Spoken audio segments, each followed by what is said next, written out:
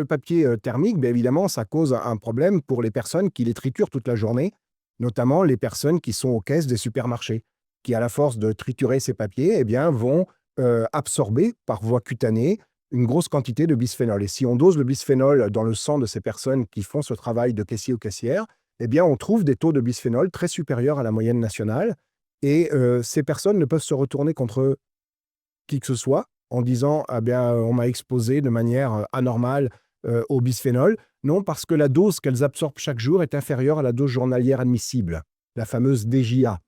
Mais ça, c'est totalement stupide. Pourquoi? Parce qu'on va le voir, les perturbateurs endocriniens sont des molécules extrêmement stables. En tout cas, qui ont une stabilité nettement supérieure à 24 heures. Les bisphénols ne sont pas les plus stables des perturbateurs endocriniens, mais ils ont une demi-vie de quelques semaines. Donc ça veut dire que la dose que vous absorbez aujourd'hui va s'accumuler avec celle d'hier, d'avant-hier, de la semaine dernière, et donc à un instant T, vous avez une dose dans le sang qui est très supérieure à la dose que vous avez absorbée le jour J.